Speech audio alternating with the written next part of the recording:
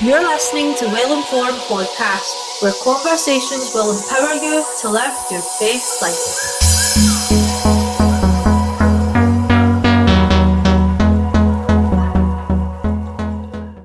Welcome to Well Informed. I'm your host Nicole, and in today's conversation we're going to be discussing dementia. We're hoping that this conversation will lighten the language that's used around dementia and give the listener a better understanding of what dementia actually is. Today we've got Hazel. Hazel's worked with people who are living with dementia for the past 15 years. So she has. Hazel, would you like to tell us a bit about yourself? I'm a Dementia Specialist Improvement Lead, trained through NHS Education for Scotland.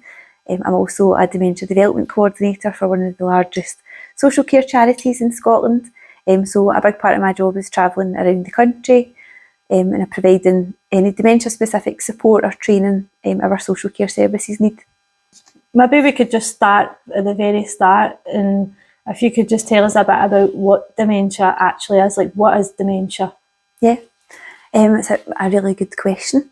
There's a lot of kind of misinformation out there about what dementia is.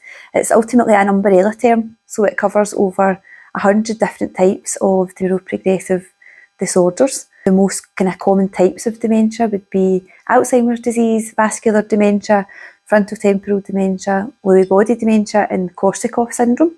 So dementia just means a group of symptoms or a condition that falls under that neuroprogressive bracket. What are some of the most common misconceptions around dementia? So one of the main ones is that dementia is Alzheimer's, right, and that they're the same thing, when actually Alzheimer's disease is just a type of dementia. A lot of people think that dementia is just about memory loss, whereas actually when you think about the brain's responsible for every nerve-ending cell, muscle, sense in the body. When we think it's only memory loss, we're missing an opportunity to identify lots of other symptoms early on. A lot of people think that dementia is just a normal part of ageing, that it happens to everybody when they get older. And to be honest, right up until about 15 years ago, I thought that as well. My gran lived with dementia. She passed away when I was 18, but she lived in a sheltered housing accommodation with loads of other ladies who were very similar to her, and they all probably lived with dementia. So my early experience of dementia was that when you get older, you become a wee bit confused, a bit disorientated, maybe get people's names mixed up, and I fully believed that was just a normal part of ageing.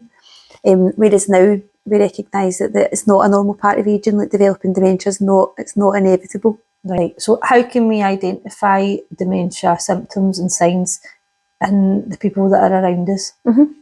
Yeah, so early symptoms you could look out for. So memory loss, changes to memory. A person might experience a bit of disorientation to time and place. They might not know what day of the week it is. They might not know whether they've had anything to eat that morning. So disorientation to time and place can feed into things like missing appointments, not managing your own routines day to day, so your own like washing, dressing, eating and drinking routines. Mm-hmm. So changes can be quite noticeable with those types of things. Poor word finding, so language difficulties, so maybe getting words mixed up, maybe not being able to coordinate speech properly. So those are kind of symptoms to watch out for early on. So it also changes to sensory perception. So what does that mean? So a person's visual perception. So sometimes living with dementia, your depth perception can change. So things can feel further away or closer to you. Right. Your hearing, so you can experience auditory changes. So things might feel louder or quieter to you, or you might hear a lot of sound all at once. Changes to taste and smell, and that can really impact your eating and drinking experience. And touch as well. So things can feel painful. Your pain perception can be altered. Running water that's hot could feel cold against your skin. So all of your brain is responsible for all of your 5 senses. So if you're noticing any sensory changes, you could consider that those might be symptoms of dementia as well. So say you had like a family member and they were maybe just like calling things by the wrong name a wee bit more often and things like that, and maybe you went round and visited them one day and they had like a wee burn on their arm for like the hot water. Yeah. Then you put 2 and 2 together, that might be like a wee sign that they might have dementia. Yeah. Or it's maybe be worth getting checked out. Definitely, yeah. Or if they were like eating different foods because they said that maybe something doesn't taste the same anymore. Yeah.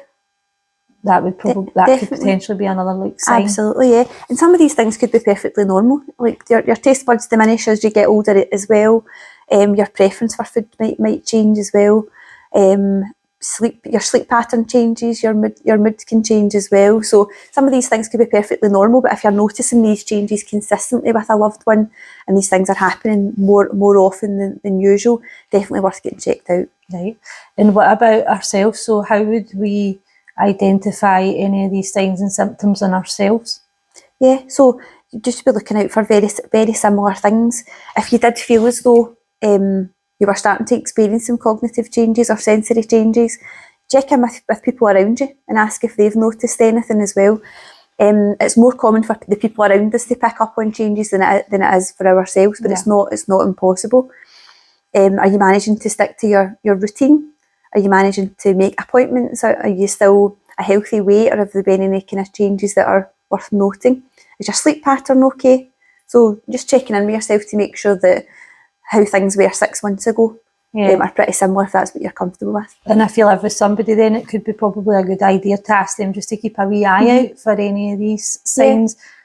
Maybe if you're noticing them in yourself, or you're questioning if there's something changed there, then they could, it's just drawing their attention to it so that they can maybe be like, do you know what, you're just, you're kind of dropping the ball here a wee bit, let's go and look further into that. Yeah. And the people around you will notice changes in your personality and changes in your mood, because it will usually come out in your relationships and your conversations. Right. So and also women of a certain age, there's a lot of very common similarities between menopause and early stages of dementia. Fluctuating mood, changes to sleep pattern, irritability, confusion. So there's a lot of similar symptoms. So if somebody is of menopausal age, it will take them twice as long to get a diagnosis. Right. And if they come through their menopause and then those symptoms are no longer there, then you know that's... Yeah, then absolutely. You know that's probably not dementia, it just came down to the menopause. Definitely. So the diagnostic process is a huge, long process. So before you get a dementia diagnosis, there'll have been years, between 2 and 5 years, of ruling out other things. So say if you do suspect that one of your family members has got dementia, what would be your next move? What would you do about that? Yeah, so have a conversation with the person. Ask how they're feeling. Ask if they noticed any changes with themselves. They might not have. It's really important that we don't scare people, because a lot of these symptoms could be symptoms of other conditions as well, out with dementia.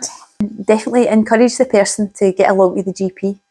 Right. And just take somebody with you to help relay some of those symptoms, because it might be that the person's not realised that they've got those symptoms themselves. So having both of you there just to support that communication would be really good. Just really what's been happening, how long these symptoms have been present for, how it's impacting your life, and how it's different from your baseline. Right. And how would you go about getting that diagnosis, and what does the diagnostic process look like? So the diagnostic process at the moment in the UK is a long process. So from the point of going to your doctor and presenting your symptoms up until getting a formal diagnosis, it can be between 2 and 5 years, depending on your age, your other existing health conditions. It's a process of elimination. So in the first instance, your GP would want to rule out stroke, epilepsy, other brain conditions. They would want to make sure you're not experiencing an acute infection, or that you're not living with any vitamin or mineral deficiencies that would cause confusion or poor cognitive function. And then once they'd kind of ruled out all those other components, they would maybe send you to, we've got memory clinics, they would maybe get some support from psychiatry, and you would undergo some further tests. There's brain scans, so MRI and CT scans are available for people, depending on how the person would cope with that and whether it was appropriate or not. So there's a whole host of diagnostic processes, so it's not like one single test will give you a dementia diagnosis, and one single test certainly wouldn't be able to determine the type of dementia. Yeah. A lot of times the psychiatrists would take the results of a test like the Adamsbrook. That's a cognitive assessment for people living with dementia. And it looks at different components like language, fluency, visual spatial ability. So it's a huge, big, really in-depth test. So they would look at your results from that, possibly pair it up with symptoms that you've presented, and if a brain scan's been taken. And it would generally just be from that, they would be able to make a guess. Right. Or not a guess, probably an estimate would be a better word, at what type of dementia you would have. But yeah, it's a long, lengthy process. With it being such a long process, what support would be available for the individual whilst they're waiting on getting back that diagnosis? And what would the diagnosis actually mean for them also? Yep. So there's a lot of really good charities out there. So there's Alzheimer's Scotland, Alzheimer's Research UK, Dementia UK. There's loads and loads of really good charities. You would get support from your GP as well. I don't know if the GP would maybe give you like a liaison person for a wee bit of support. Social work would maybe be able to offer a bit of support as well. A lot of people think that if they don't have dementia, they can't access support from these charities, or whilst they're still waiting for the formal diagnosis, but they can. Right. You can definitely reach out. There's a lot of information and support out there if you go and look for it. Yeah, I'll put all of these charities and resources into the description in case there's anybody out there that actually wants to contact them and access them in the meantime. I think also just connect with people who are in the same boat as you. There'll be a lot of people out there who are going through the diagnostic process who are a bit worried. I think you had asked there about what that diagnosis might mean for the person. Yeah. So sometimes people don't want to know.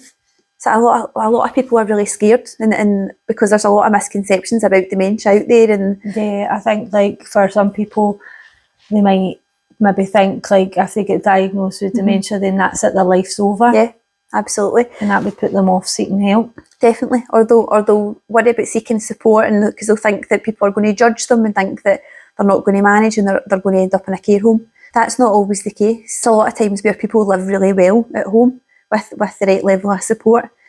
A lot of times also people can be relieved if they've got a dementia diagnosis because they might have spent years wondering what's going on. And when you do get the formal diagnosis, it opens up different treatment options and different support options for you as well. So some people might be reassured by actually getting the formal diagnosis. It's actually a shame to think that some people might not reach out to find that out through fear of being labelled with having that condition. When if they get the diagnosis, it could give them a better quality of life. Yeah, absolutely, yeah. And a lot of that's to do with the negative stigma that's out there about dementia. When we think about dementia or how people living with dementia are represented in the media or in films, it's usually quite negative. Or if people think that you're going to lose all your memory, you're going to lose yourself, or you're going to end up in full-time care. So there's a lot of misconceptions that would be quite scary if you think maybe you do have dementia. If you think, oh my goodness, I'm going to lose all my rights and all my dignity and I'm going to end up in a care home.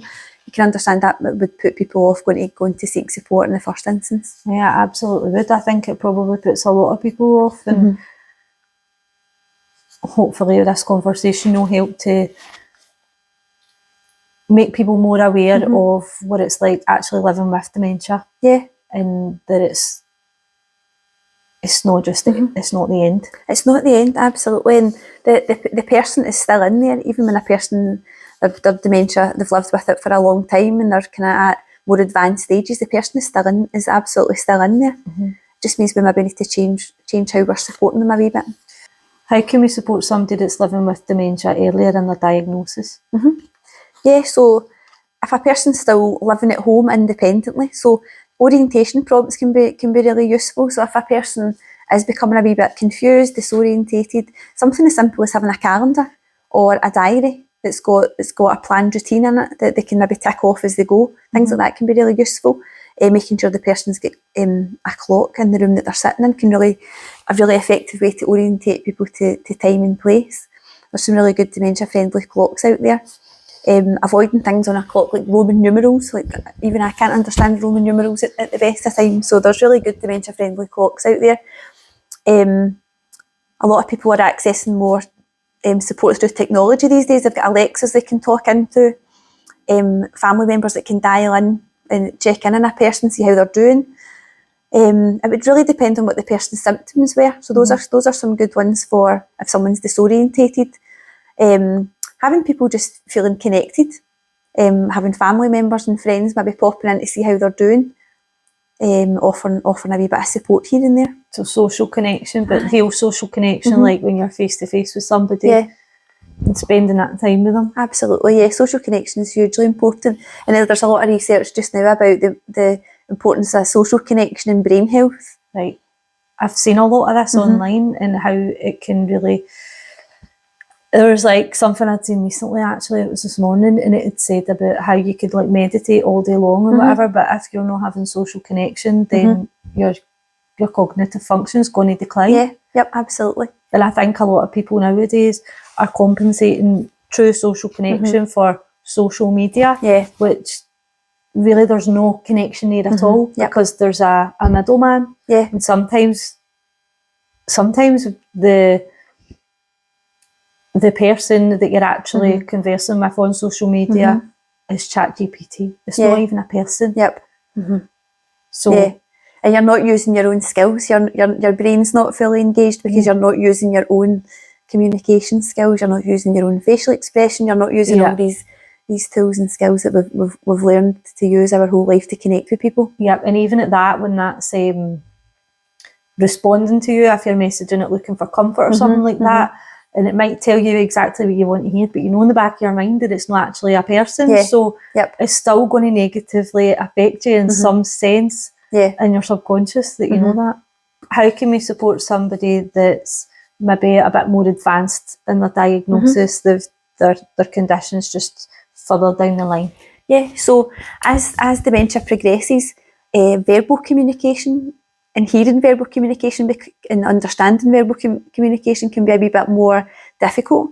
So the person is still in there, and they still have a desire and a need to feel connection and belonging and purpose and love, the same as we all do. So we try and use a 5 senses approach to connect with that person. So instead of the spoken word, or just listening to somebody speaking, can be really valuable to incorporate a wee bit of touch, smell, taste.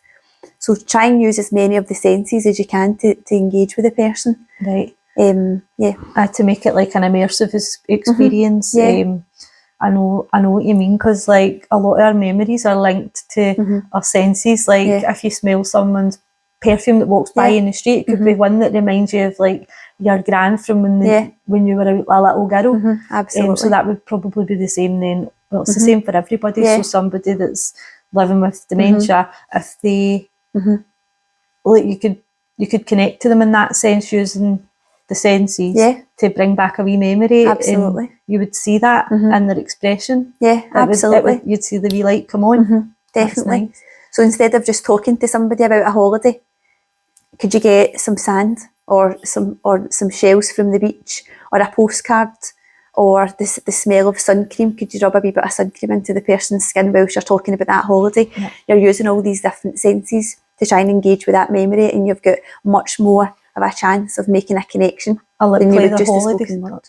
I like play their holiday song. Oh, absolutely. We've all got holiday songs. Aye, something to bring back their memory.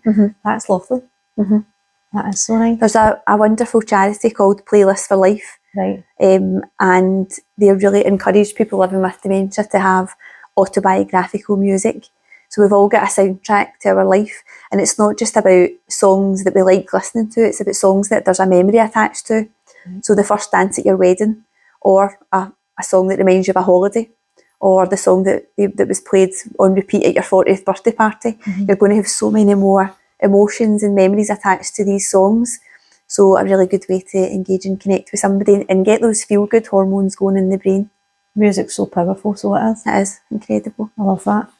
So there's such a thing as post-diagnostic overshadowing, and what that means is that any behaviour or kind of symptom that's developed after the point of diagnosis is attributed to dementia.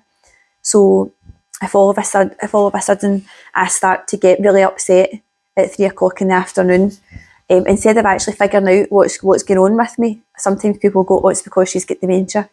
Or if all of a sudden I can't get to the toilet on my own anymore, well, it's because she's got dementia. So a lot of kind of behaviours and symptoms are attributed to dementia, when actually there might be something in the environment that's challenging for me. Or I might have a memory attached to 3 o'clock in the afternoon. It might be that's when I go and pick my kids up, and now I'm thinking I need to go because I'm disorientated to time and place. So when we just attribute these changes in a person's behaviour to dementia, we're missing opportunities to find out what's going on with them and to support them. Right. So another common misconception is that people living with dementia become distressed and aggressive and violent, and that's not the case whatsoever. A lot of times there's a trigger to distress, the same as for you or I. If we were to become really distressed and upset, or behave in a way that was inappropriate towards somebody else, we would be doing everything we could to try and find out what's going on. Yep. Something's happened to cause that. So communication is behaviour. Behaviour is communication. So figuring out trying to figure out what's happening with that person, instead of just going, oh, she's got dementia, they're becoming a bit aggressive with their dementia, because it could be something fixable. It could be something we could do to support. Yeah. So I guess it comes down to like maybe investigating that person, getting to know them a wee bit better, like their life before they were overcome with the condition. Yeah. Just so that you can better anticipate their wants and their needs. Yeah. To maybe potentially avoid them feeling that distress and having that reaction, or even just to maybe diffuse it a little bit quicker. Yeah. Yep. Or anticipate that they're going to react that way maybe at that time. Yeah, definitely. So that you can possibly distract them or put them at ease. Yeah, definitely. There's so many things we can do. A lot of people, when they don't look at the whole picture, and they don't know the person's life history, and they don't know what the person used to do for work, or what their relationships were like, or any past trauma that they've got. When we don't look closely at these things, and we just think people with dementia become aggressive, that's when we start to look at people using antipsychotic drugs and sedatives when we don't have to. Right. We should always use a therapeutic intervention first before we look to drugs, because ultimately the distress isn't going to go away. You're going to numb it a wee bit. You're going to dull it down, but the actual root cause of the distress isn't going away. It's probably still in the environment, or it's still present somewhere. So finding out what's going on with that person. So use different observation tools. So find out, is it happening at the same time of day? Is it happening when a certain television programme's on? Is it happening when there's the same kind of weather outside? Figure out what that trigger to that behaviour is. Could it be something like needing to get to the toilet, but you don't know where the toilet is anymore? Or you're struggling to manage the door handle? Or could it be pain? So pain and dementia. So pain is massively under-recognised in people living with dementia, and it can come across as emotional distress when it's actually physical distress. As we get older, conditions like arthritis, COPD, osteoporosis can become a lot more painful.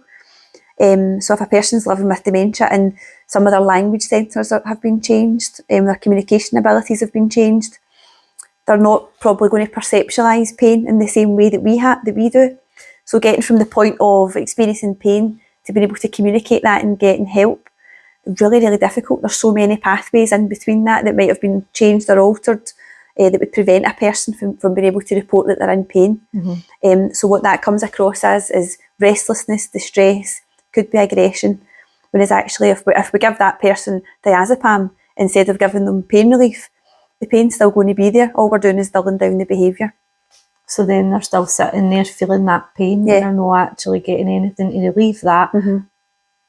But they're in a worse situation now because they're not even able to express it. Yeah, yep, absolutely. And you think about a person's human rights, and how that would feel, what that impact would look like for that person. So essentially, the post-diagnostic overshadowing that is a bit dehumanising, because you're just putting the person in a box and saying, oh, they've got dementia, that's why they're acting like that, oh, it's dementia. When actually, no, they're still a person, they've got a life, a story and an identity, and it's up to you, if you're taking care of that person, to find out what that is and try and best serve their needs.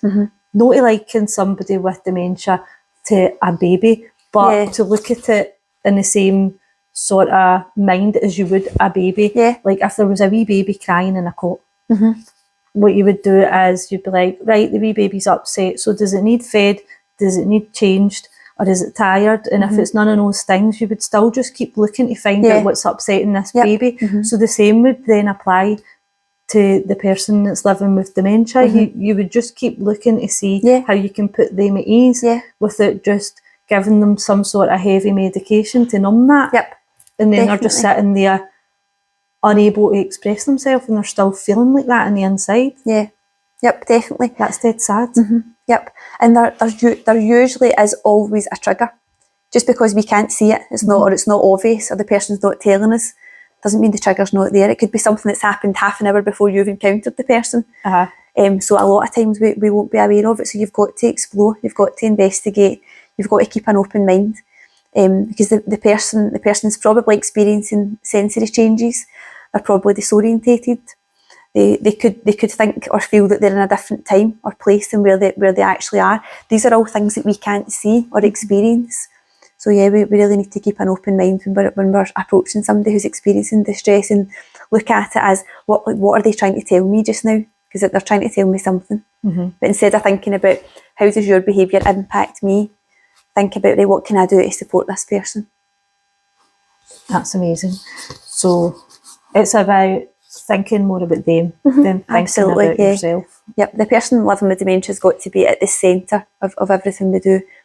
So the care's centred around them. Absolutely, not the other way around. And that's the best way possible for people living with dementia to not experience stigma. It's just for us to be really open-minded, and you'll have noticed a lot, we're trying to move away from a lot of the negative language that people used to use. So people living with dementia used to be referred to as people suffering with dementia. Whereas I know hundreds of people living with dementia, and they're all living well. They're living well with dementia. That if you go into any of the care homes that I support, people in there are not suffering. They're living really vibrant lives. They're connected. They're busy. They've got a sense of purpose. People are not suffering. But for as long as we use language like that and we associate dementia in such a negative light, people will be worried about getting a diagnosis, and they'll be worried about the future. Whereas it doesn't have to feel like that. And what does living then with dementia look like for somebody? So having a sense of purpose. So we're talking a wee bit about misconceptions. So it's a misconception that people living with dementia, like their brain is kind of totally shutting down, whereas people with dementia are actually still able to develop new skills and learn things. People living with dementia are able to achieve things, paint, draw, run a marathon, climb a mountain. People living with dementia can achieve everything and anything that we can. We just have to be a wee bit more creative and flexible about how we approach these things. There was actually a lady was online the other day, and she was riding a horse. She used to ride horses, and I think in the first instance you would probably think, oh my goodness, a person with dementia, they can't ride a horse on their own. They'd got like adapted handrails for the side of the horse, and she was going on the horse herself. That's amazing. It was really nice actually to watch it. I'll share that video. So people with dementia can do absolutely everything and anything. But later on in the person's dementia journey, things might be a wee bit more difficult, and we might need to be a wee bit more creative about how we approach things. But absolutely, people living with dementia need to have a sense of purpose. Living well with dementia, you've got a sense of purpose, you're busy, you've got stimulation, you're connected, you feel a sense of belonging and safety and comfort. So all the things that we need to feel well, people living with dementia need as well. So as a relative or a friend of someone who's got dementia, I think like for some people the easiest thing might be to shy away. They might Yeah. think they've lost that person and they're not the person that they used to be anymore. They might take it really personally, like they don't recognise me, it's too hurtful, it's too upsetting for me, and I just can't go and see them anymore. But really that person's still in there, so it's just about finding a way to connect, maybe through taking in some songs that you've enjoyed together, or some pictures, and really just trying all these different approaches, and it might not happen right away, but there's going to be something that will hit, and you'll see a glimmer of that person that you, as you know them, will come through, and it'll just give you that wee bit of comfort as well, to know that they're still in there. Definitely. And it'll probably look different every day. Every time you visit the person, it'll be a different experience. And sometimes people think, well, I'll go and see the person for a few hours, and maybe the few hours don't go to plan, or it's not been a particularly pleasant experience for both of you. It's more about when you're supporting somebody living with dementia, it's about the moments that you experience together. An hour or two, a 2 hour period is quite a long time for a person living with dementia to sit and concentrate and focus and stay fully engaged in what's going on. Whereas if you looked at a 5 or a 10 minute period, like you're saying, about looking at photographs, listening to music together, you've got a better chance of really connecting with that person, rather than putting all that pressure on both of you to have a good 2 hour period. So would you recommend more to a family then to maybe visit for shorter periods but more frequently, than to go up and visit for long periods of times, and then they're maybe going to come away like more frustrated, disappointed or upset? But if they can get up and spend just a wee bit of time there, it's maybe taking a strain off them to support that family member, but also they might get more out of it. It would depend on what everybody's able to cope with. So the person living with dementia and the visitor, depending on what both people are able to cope with. If I'm a person living with dementia and it's really hard for me to sit still for 2 hours and engage in the same thing, then it is maybe better that you support me for shorter periods of time. That it maybe doesn't mean that you don't have to be there, but a lot of times when a person living with dementia disengages, or they get up and walk away, that can feel quite hurtful for the visitor or the loved one. So not taking these things personally, it's caused by changes in the brain, and not because the person's bored of you, or they don't love you and they don't want to spend time with you. It just means that their brain's changed and it's not able to fully engage for that length of time. There's also a lot of visitors or family members or friends feel the pressure. They think, I need to go up and keep the person company. I need to go up and sit with them for hours at a time to tick that box. Whereas if that few hours at a time is really stressful for both of you, it's probably not the best thing to do. So it depends on both of you, and it depends on why you feel like you have to do these things. Because sometimes just being with somebody is wonderful. That's all you have to do. It's just feeling that connection. What are some of the things that could make it quite difficult then for a family member or a loved one when they go to their visits? So something that happens quite often, family members will say to me, I might just stop visiting my husband or my wife, because when I come to see them, they'll sit with me for 10 minutes and then they'll just get up and walk away.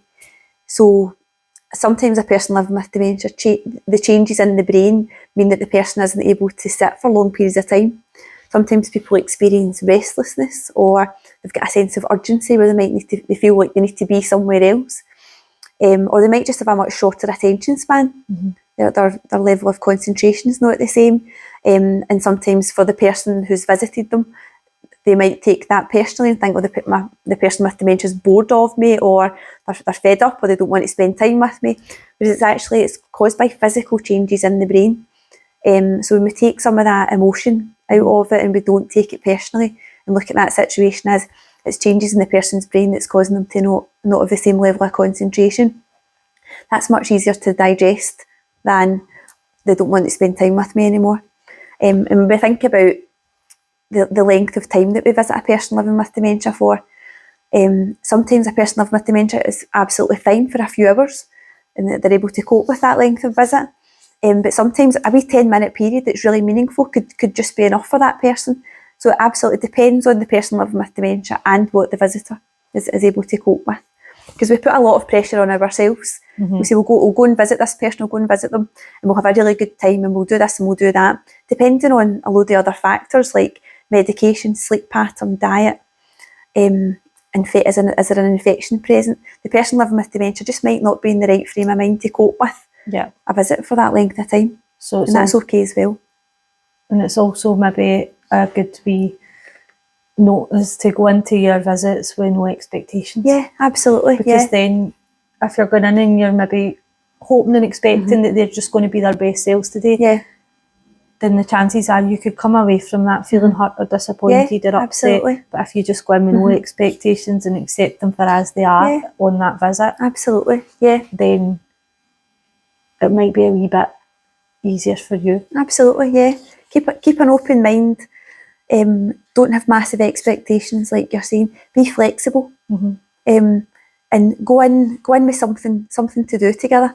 Go in, have some music ready to listen to. Have a photo album.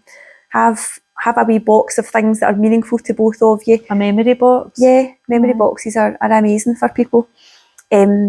So whatever the person maybe used to do for a job, or their hobbies or interests, or a postcard from somewhere, or an old recipe, or if you used to be a mechanic, tools that you're familiar with. Have things, shared references that you can talk about and touch and taste and smell. You could have a cup of tea together. You could have anything at all that's something you could share together, because that's much easier if you've got something to focus on. You've got something that to keep the brain engaged with, rather than just the spoken word. That sounds lovely. That sounds much nicer than going up and going, what have you been doing today? Yeah. Every time that you visit. Yeah. Like, just Absolutely. take away something, maybe like an old ticket from a concert. Absolutely. Just something that's personal to you and name, to try and light that wee bit of their brain up and bring back a memory, and that's how you would connect. Absolutely. Because you see that all the time. You see people going to visit loved ones and they'll go, what have you been doing? Who am I? Do you know me?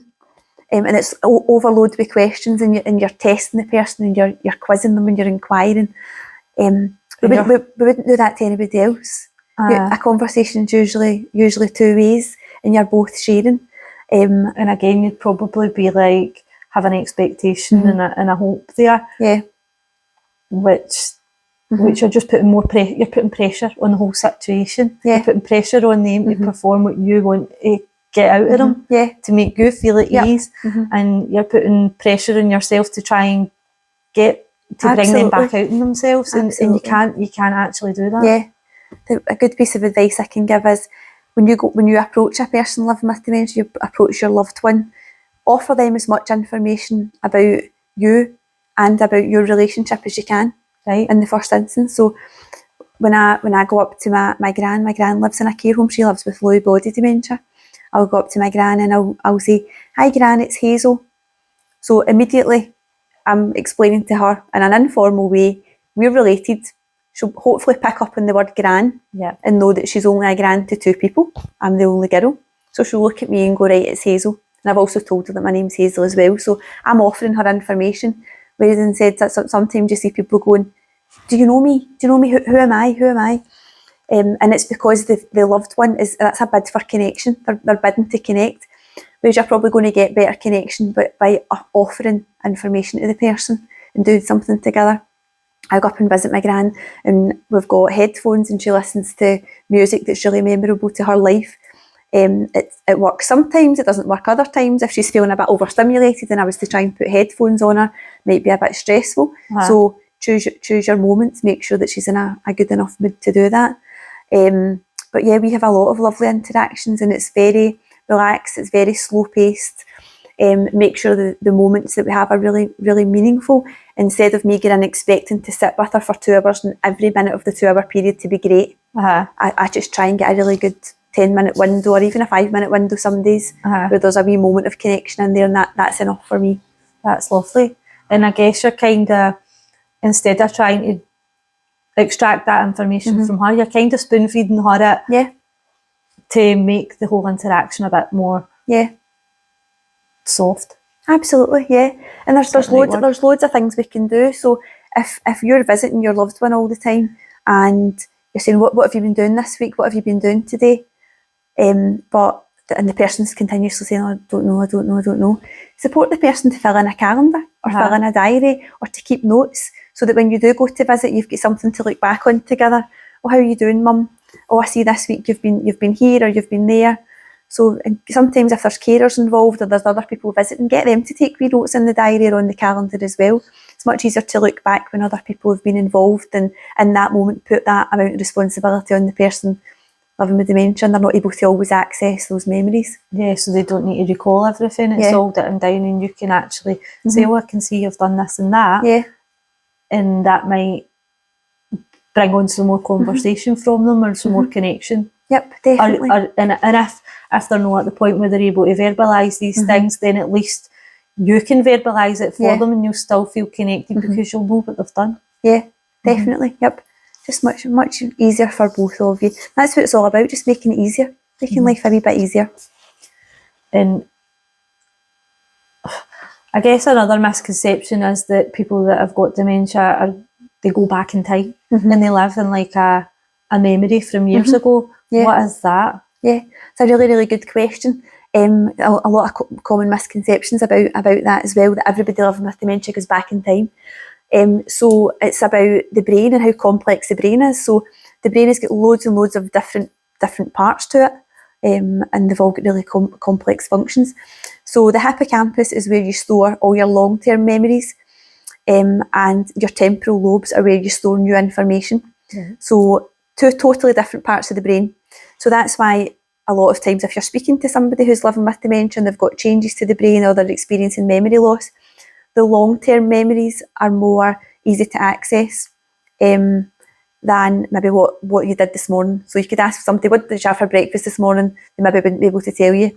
But if you were to ask them to describe their wedding day or their first day at a new job when they were in their 20s, probably be a bit easier to access. So that doesn't mean that the person's went back in time. It just means that those memories are a bit more prominent. Right. People are also able to access memories that have got a lot of emotion attached to them a lot easier. So even if you ask me what I had for breakfast this morning, it would take me a wee minute to think about it and get back to you because it wasn't important to me. Yeah. I'd have breakfast every day. I've not got emotion attached to it. It's just part of my day. Whereas if you were to ask me about first day at school or an outfit that I loved when I was a teenager, I've got emotions attached to these things and they're more memorable. Yeah. So yeah, that's why people feel as though people go back in time, but it's actually not that they're back in time at all. It's just that those memories are more prominent in their minds. Do you know as well, like the memories with emotion attached to them, there's a lot of like research and stuff to, this is a tangent again, but there's a lot of research to back that a lot of the things that we do are habitual based off these memories. Yeah. Like we're just running and doing things maybe unintentionally, just based off the back of memories with strong emotions. Yeah, absolutely, yeah. Like a pattern. Absolutely, And a lot of it comes down to your conditions of worth that have developed as children. Like the way that you've learned to live your life, what you've been positively and negatively reinforced for, those develop your habits. So that's a whole other conversation. Yeah, that is so up my street. I love all that chat. Dementia is like an umbrella term for hundreds of progressive brain conditions. Yeah. Yep, definitely. However, am I right in saying that there's actually 5 most common types of dementia? Yep. Yeah. Can you tell us a wee bit more about them and what they actually are? Alzheimer's disease is the most common type of dementia, so it accounts for around 60% of all cases. Right. So Alzheimer's disease is probably the one that everybody's heard of. It's caused by plaques and tangles forming in the brain caused by proteins. So they kind of clump together abnormally with Alzheimer's disease and causes the nerve endings and brain cells to not communicate with each other as well as they used to. Right. So Alzheimer's, along with every other type of dementia, but will progressively worsen over time. Okay. But Alzheimer's disease is one of the only types of dementia that there are actually drug treatments available for. Yeah. So there's some kind of long-standing drugs available and there's some new ones that there's a lot of research going into just now. What can the medications do to aid it? So they're not wonder drugs. They won't stop the Alzheimer's disease from progressing, but kind of in early stages, they really support the brain cells to communicate with each other. Right. We've all got a hormone present in our brain that helps neurons and brain cells communicate with each other. But when the plaques and tangles and disease are present in the brain, that's much harder to do. So what these drugs do is boost the hormone that helps the brain cells communicate with each other. Yeah. So there's lots of success stories. There's also a lot of people who maybe it hasn't done very much for. It really depends on how you metabolise the drug, and also what stage you're at with the dementia. So this medication, it doesn't work for everybody, but it will work for some people. Yeah. So there is a bit of hope there in boosting that hormone. Yeah.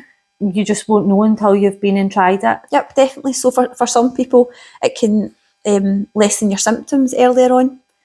For some people, it might not work at all. It depends. But it is positive to know that for Alzheimer's disease, there are treatments available. So speak with your prescribers. Work out what's best for you, because there's alternatives out there as well. What's the next most common? So the next most common type of dementia is vascular. So vascular dementia is caused by damage or changes to blood vessels in the brain. It could also be caused by TIAs, so mini strokes. They're called transient ischemic attacks. A mini stroke. Yep, mini strokes, yep. So vascular dementia, like many other types of dementia, can be caused by really poor cardiovascular health. So if you're not getting good, healthy blood flow going to the brain, it can change or damage areas of the brain, or it can bring on TIAs or strokes that can cause poor cognitive function. Okay. So vascular dementia, like we're mentioning there, cardiovascular health is really important. So it might be that you take blood thinners to help boost that blood flow to the brain. So again, it's not a treatment, but it might be something that would support with vascular dementia. Or maybe even like, what about lifestyle changes to improve your blood flow and your cardiovascular health? Can that help? Yeah, to possibly prevent that? Absolutely, yes. Poor cardiovascular health, so physical inactivity, a sedentary lifestyle, blocked arteries, high blood pressure, high cholesterol, all of those things together. If your diet's poor and it's causing you to be overweight, physically inactive, if it's causing you to have blocked arteries, poor blood flow to the brain, all of those things will increase your risk of developing vascular dementia. So vascular dementia, it presents slightly differently from Alzheimer's disease. So with vascular dementia, you'll find that a person will plateau for a while with the condition, and then there'll be an acute brain event. So there'll be another acute change in the brain, change to blood vessels or change to blood flowing around the brain, or a TIA. So there'll be an acute event, and then the person will plateau again for a wee while. There'll be another acute event, and it'll be the same again. So vascular dementia progresses more in a kind of stepped appearance, whereas Alzheimer's progresses more gradually. Okay. So after the acute event, you're calling it? Yeah. Would you see like quite a dramatic change in them? There can be a significant change. It could be significant, or it could be quite subtle. Right. So we think about what a stroke might look like. If a person's having a TIA, might look similar to a stroke. So the person might experience a one-sided weakness, loss of visual field in one eye, a swallowing reflex could be affected, their mobility could be affected. So those could be very subtle, or they could be quite significant. Or there could just be a change in the brain that has caused symptoms to worsen quite quickly.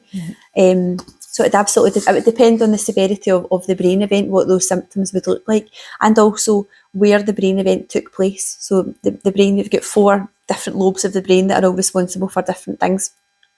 So depending on where that brain event has happened, that'll kind of change what your symptoms will look like. Right.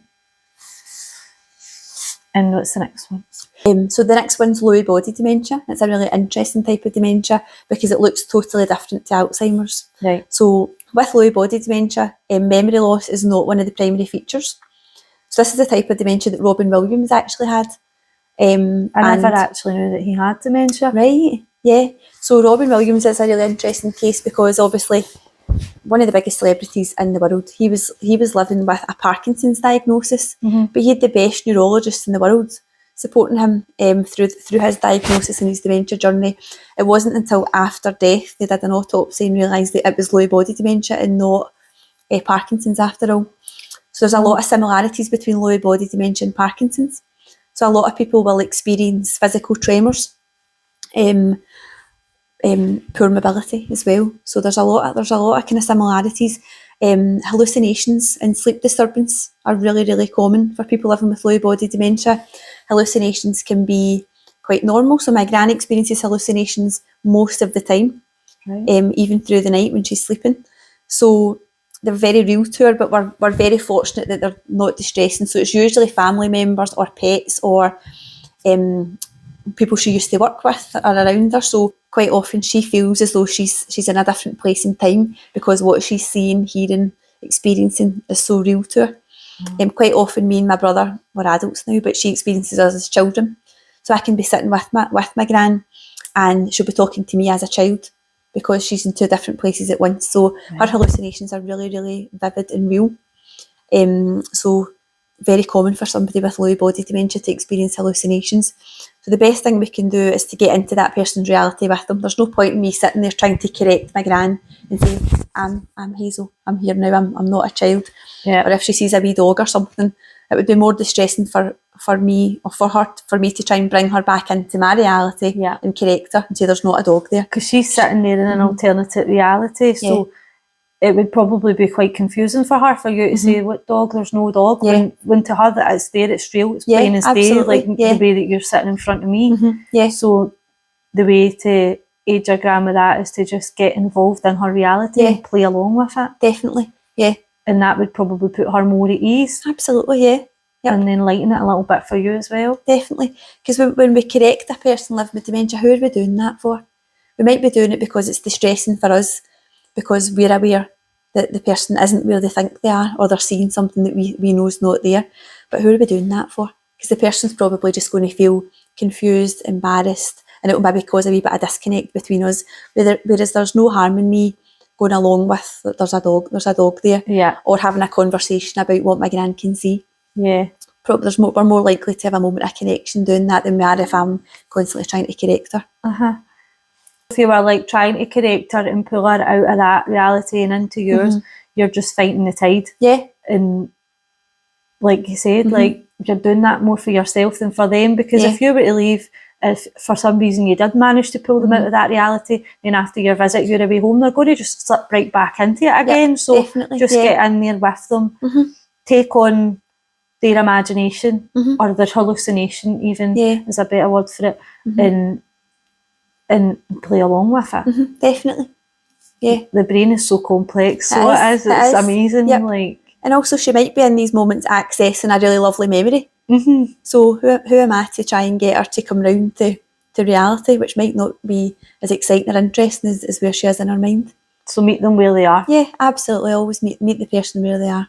Love that. Definitely. Love that. So that's Lewy body dementia.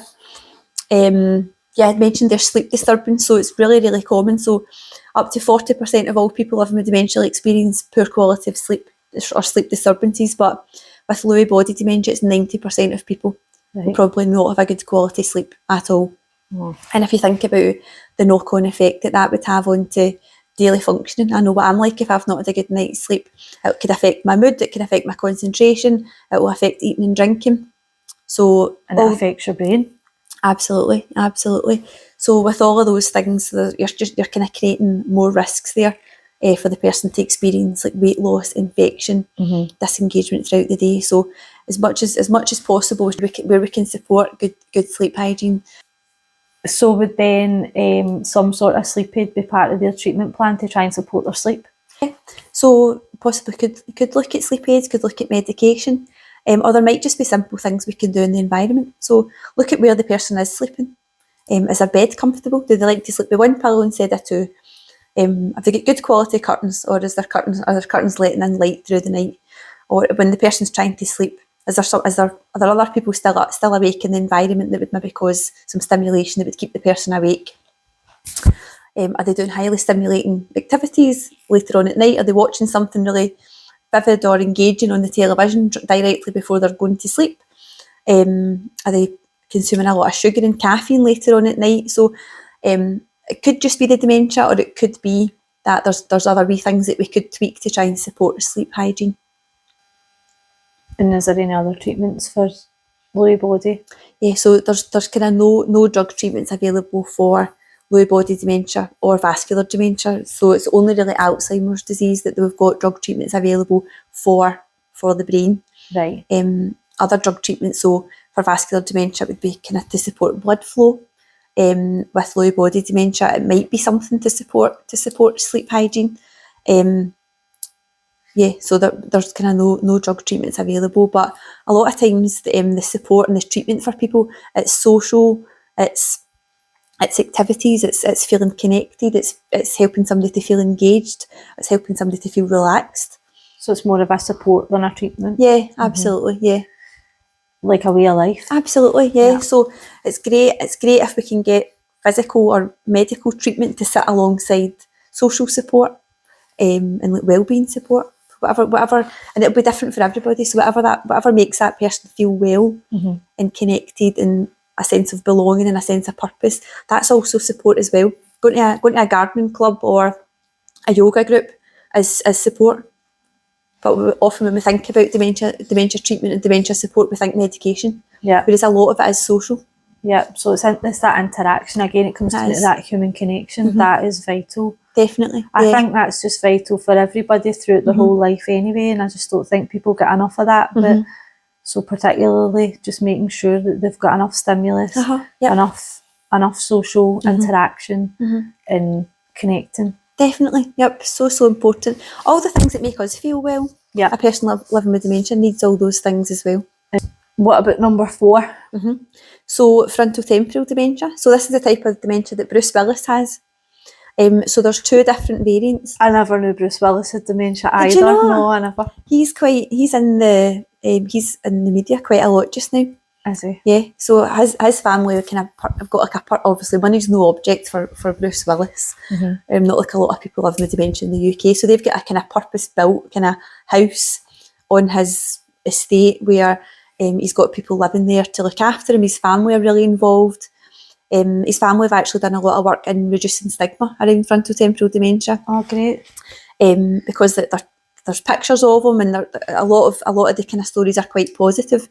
So there's 2 different variants of frontotemporal dementia. So there's PPA, primary progressive aphasia, and that's the type that Bruce Willis has.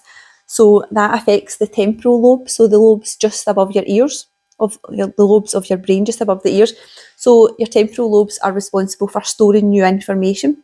That's also where you store the names and meanings of words and objects. It's also where all your language centres are.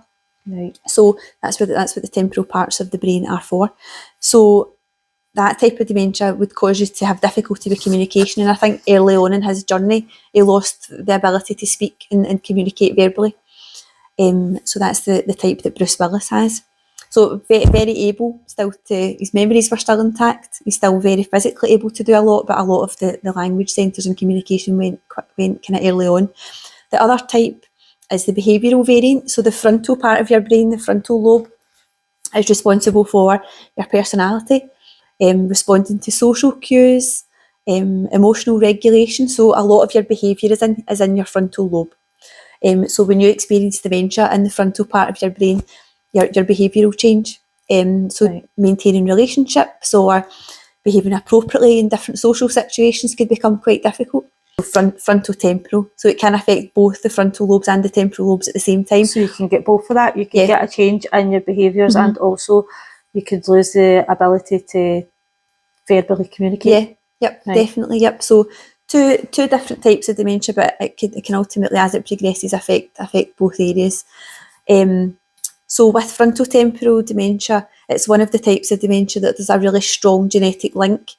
So research at the moment shows that if you have a parent who has frontotemporal dementia, you've got a 50% chance as their child of carrying the gene or for one of those variants. At a younger age, you'll be offered a lot of screening, right, and a lot of tests. So you would know that. Yeah, yep, you would definitely be. It's the same as kind of Huntington's disease as well. That's a genetic link. There's a genetic link there as well. So children are offered testing quite early on. Important to know that there's two different variants, 2 genetic variants. One is more commonly associated with behaviour, and one is more commonly associated with language. But for frontotemporal dementia, as it progresses, it can start to look more generalised with other types of dementia. So much later on in a person's frontotemporal dementia journey, it maybe looks similar to Alzheimer's much later on. So the symptoms can look kind of more generalised later. Okay. And Korsakoff. So Korsakoff syndrome is a really interesting type of dementia.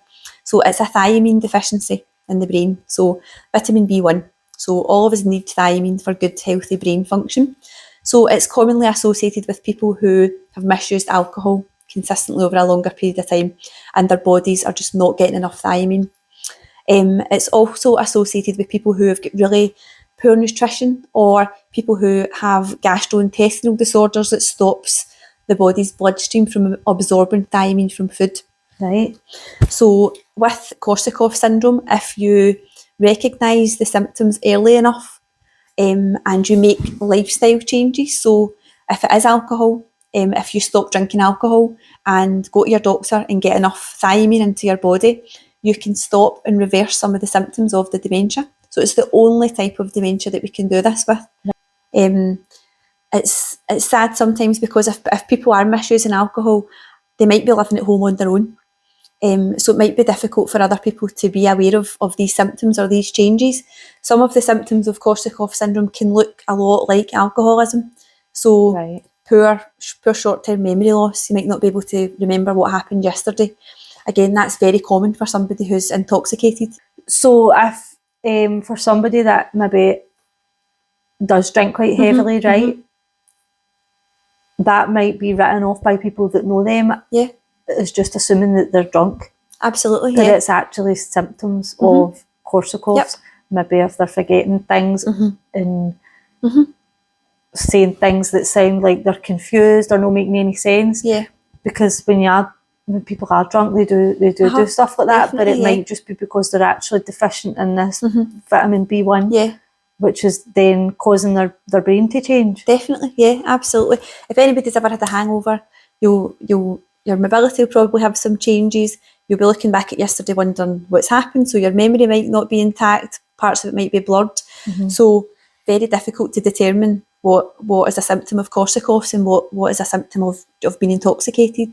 So I'd mentioned there about people that have got gastrointestinal disorders, and Korsakoff's can be caused by lack of nutrition. So generally, people that are misusing alcohol over a long period of time, if they're alcohol dependent, a lot of those people won't be eating and drinking very well. They're not going to be paying a lot of attention to their diet. So that can cause an increase in the risk as well. Right, yeah, because of course the alcohol will be causing it, and then the lack of nutrition will be causing it. Yep, definitely. Or risking it at least. Absolutely, but it's a really interesting type of dementia, and it is the only type of dementia that if we make sudden lifestyle changes and you do start to get enough thiamine into your body consistently, you can stop it in its tracks. What's the other thing that can lead to Korsakoff? So drink, the intestines, and poor nutrition. Yeah, so poor nutrition and alcohol misuse over a long period of time. So we're not saying if you have a glass of wine at the weekend, or you like a beer at the football on a Saturday, that's not going to cause you to develop Korsakoff syndrome. Yeah. It's extensive alcohol misuse over a long period of time. What other kinds of resources are out there then to support families that have got a loved one who's living with dementia? Yeah. And to support the individual themselves? Yep, definitely. So your GP is the best place to start. You'll be able to signpost just to maybe some community support groups or some charities. So there's Alzheimer's Scotland, there's Alzheimer's Research UK, there's loads and loads of charities out there.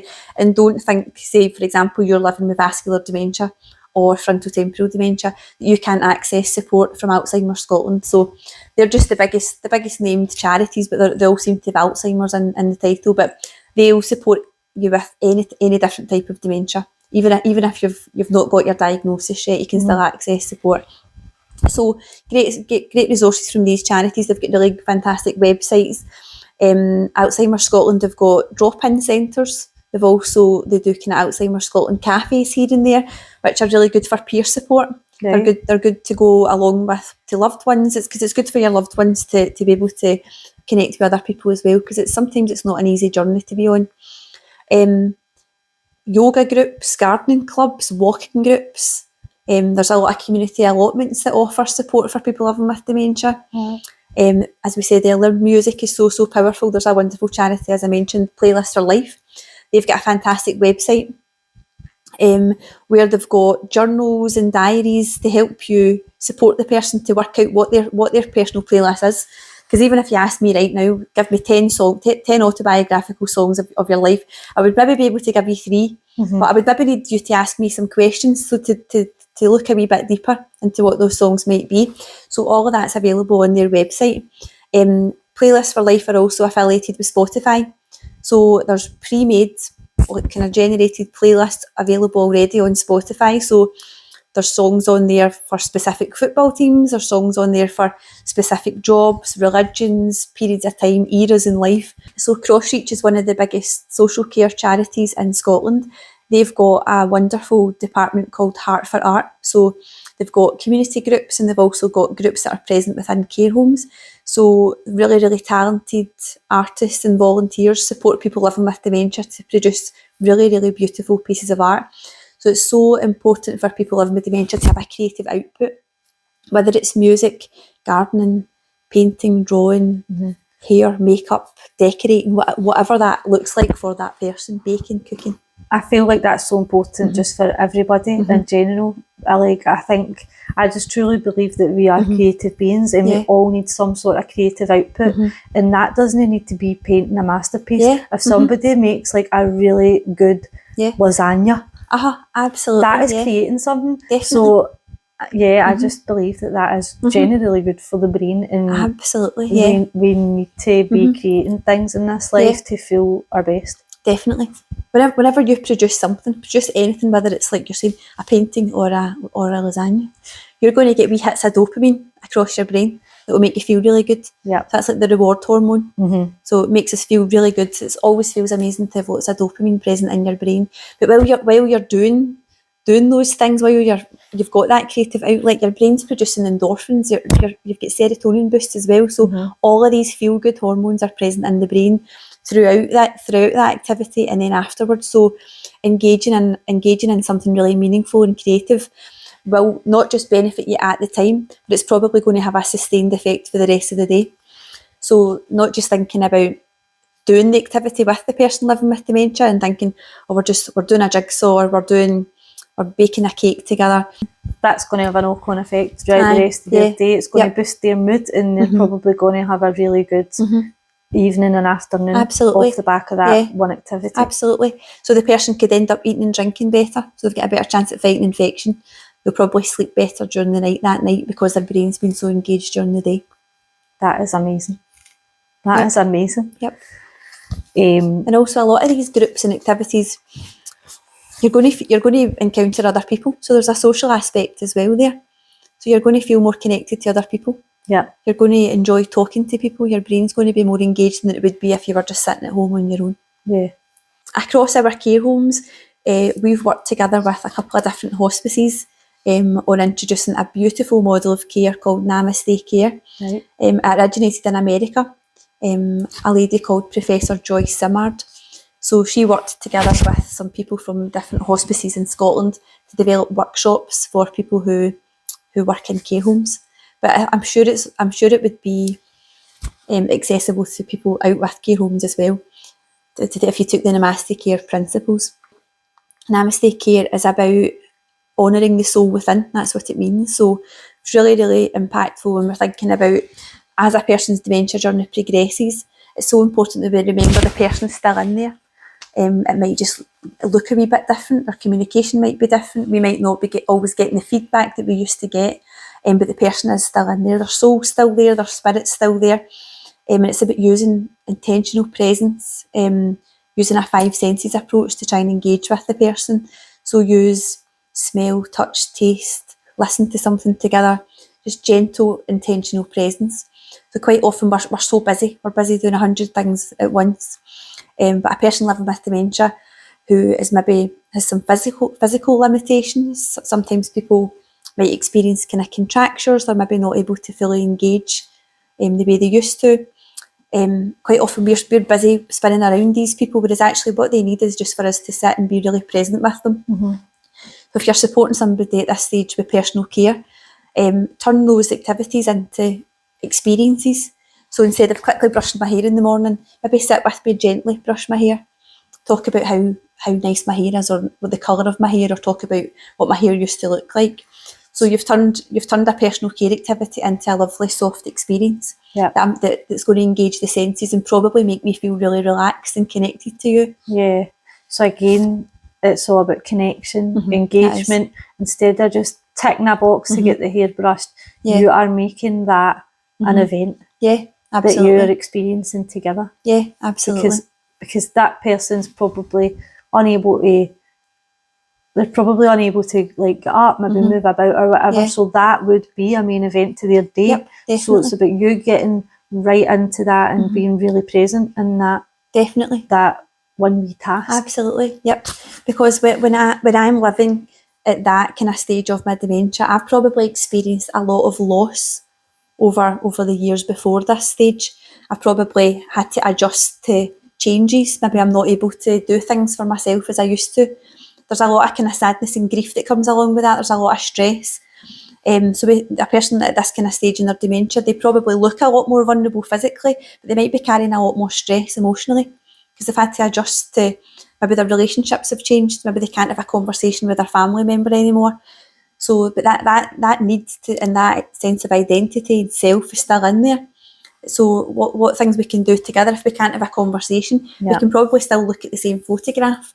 We can smell the same aftershave. We can touch the same material. We can taste the same chocolate. We can do all these things together, and it's a shared experience instead of me saying something and expecting you to respond. Yeah, it is about connection.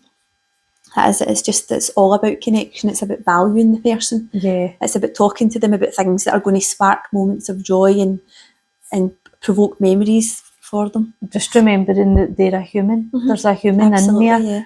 They're still having their human experience, and it's about trying to make the most of that experience for that person and the way that their body is now. Yep, definitely, yeah. We're talking there just about that kind of emotional stress and the grief and all that adjusting that a person's had to do. Yeah. That takes its toll on your physical body as well. So there can be times where people at this kind of stage of their dementia, there's a lot of stress, there's a lot of kind of underlying agitation. The body keeps the score. Absolutely, yeah. And they're not able to communicate those needs to you. It could be that my trousers are too tight or I need the toilet. I'm not able to tell you that, so it's going to come out in physical stress. So when you sit with me and make sure all my needs are met and we've got moments of comfort together, you're going to really ease my distress and my quality of life is going to be enhanced. Just by you having a calm approach and using the 5 senses instead of just expecting one, you're going to get so much more from me. So it comes a lot down to just having a lot of empathy and compassion for the person. Absolutely, yeah. And humility. Absolutely. And looking at them just through the lens of, you're not a burden. I'm not doing this just because I need to. Yeah. But you still deserve to be seen and treated as the person that you were before because you still essentially are that person at your essence. Yep, definitely. Absolutely. And a lot of times when somebody is really kind of a lot further on in their dementia journey, people can think, they don't know what they're doing anymore, or they can't do this, they can't do that. There's a huge focus on what people can't do anymore, but the person's still in there. They've still got the same needs. We just need to change what we're doing to meet those needs. Yeah. So 1 in 3 people right now will go on to develop a form of dementia in the future. Is this right? Yeah, that's what the research shown. Yeah, 1 in 3 people born today will go on to develop dementia. And as we've already discussed, it is just not a normal part of ageing. So it can potentially be avoided. Yep. So while there are some genetic links, it's more to do with lifestyle. You find that in families, you might look back and think, oh, my mum had dementia, my gran had dementia, my great-gran had dementia, but there might be similar lifestyle factors all the way through that. So was there a lot of alcohol consumed? Was everybody a smoker? Did we all eat fast food? Did we all eat highly processed foods? Were we all kind of overweight and physically inactive? So you might look at your family history and think it's genetic, but it could be lifestyle, or it could be both. Yeah. So what increases the risk of going on to develop dementia for people? So we know what a lot of the risk factors are, and we use the term risk factors because if we say cause, it's very definite, and we don't know what definitely causes dementia. We just know what the risk factors are and what would go on to cause changes in the brain. Right. So you can also do everything right your whole life and still go on to develop dementia. So we know that excessive alcohol consumption, smoking, physical inactivity, obesity, poor cardiovascular health are all major risk factors. So for a lot of those, there are things we can do about them. There's loads of new research to show that uncorrected visual and hearing impairments kind of earlier on in life can go on to increase your risk of developing dementia. Really? Traumatic head injury, you maybe remember from a few years ago, there was all the research done with football and rugby teams and boxing clubs. And you're like, if you're under a certain age, you're not allowed head of the ball now. Yeah. That's right. So there was a lot of research that went into traumatic head injuries or repetitive head injuries causing dementia later on in life. Right. So there was a lot of kind of good measures put in place off the back of that. Air pollution is now a known risk factor. Yeah, I know about that one because I've got the wee air machines in our bedrooms so that we've got clean air when we're sleeping at night. Good for you. Yeah, it's so important. And again, how many of us know about the quality of air that we're breathing? A lot of us don't. And even if you did, are you going to move house or change the town that you live in just because the air's not great? I think it's key. It's key to remember that this is like such a toxic world that we live in. Right, there's so many toxins everywhere, and we're never going to be able to cut every single toxin out. Yeah. But we also can't live in fear of them. So as long as we're doing whatever we can to reduce our toxic intake, then we can go and enjoy our lives definitely at peace, knowing that we've done our best. Yep, absolutely, 100%. Yep, we always say that what's good for your heart's good for your head. So whatever we can do in our environment or through our diet or through exercise to make us feel more well and have good heart health, it's only going to be good for your brain. What are the things that we can do then to just try and take the best care that we can of our brains, keep them big, fat and fluffy and working as well as they can to the end of our lives? Yep. So look after your physical health, look after your body. Right. A lot of times people don't appreciate the link between your physical health and your brain health. So have a good diet, stay hydrated, good quality of sleep, exercise, move your body. We always say what's good for your heart is good for your head. So look after your cardiovascular health. Stay connected to people. Be busy. Don't live a sedentary lifestyle. Have hobbies, interests. Keep your brain engaged. All those good things. So keep learning, keep connected. Eat well, sleep well, move lots, drink lots of water. Of water, yes. That's a good link to mention. Don't consume excessive amounts of alcohol. Try not to smoke. So all the things that we know about that would cause us to be physically unwell. So if it's having an effect on your physical body, it's not going to be doing any good for your brain health. So smoking and drinking, unhealthy foods, all those things that a lot of people go to. Just avoid as much as possible. If you can. Don't overconsume. If you can avoid traumatic head injuries, please do. I know a lot of times it's not planned, but sports like boxing, if you're sustaining continuous head injuries at rugby or other sports, that's going to increase your risk factor as well. So just take really good care of your brain, take really good care of your head, but also take really good care of your body because your brain is in there as part of this body, and it does make sense that what you're consuming by way of eating and drinking would affect your brain, even though it's not down here, it's up here. The blood's still flowing all through the whole thing. Absolutely. And again, consumption can also come down to what you're listening to, watching, reading. Like, if you want to be in a good state of mind, then you need to monitor all the things that you're consuming in that sense too. Definitely, absolutely. Look after your mental health. If you're noticing changes in your mood or your ability to kind of connect with people or enjoy things, that's going to have a knock-on effect to maybe developing depression or some of these unhealthy habits that we're talking about, like excessive alcohol misuse. So all these things link into one another, so keep an eye on yourself and try and stay well. I think a really nice way to round the show off would be to ask you what it means to you to be well informed. So to me, being well informed is about being connected. So it's about being connected to what you love, what makes you feel at peace. It's feeling connected to your own health, your physical health, your brain health, feeling connected to what's meaningful to you. We've talked a lot today about like music and well-being and a lot of kind of different therapeutic interventions. So feeling connected to your own spirituality and your own sense of self, that to me is what is being well informed. Thank you. Thank you.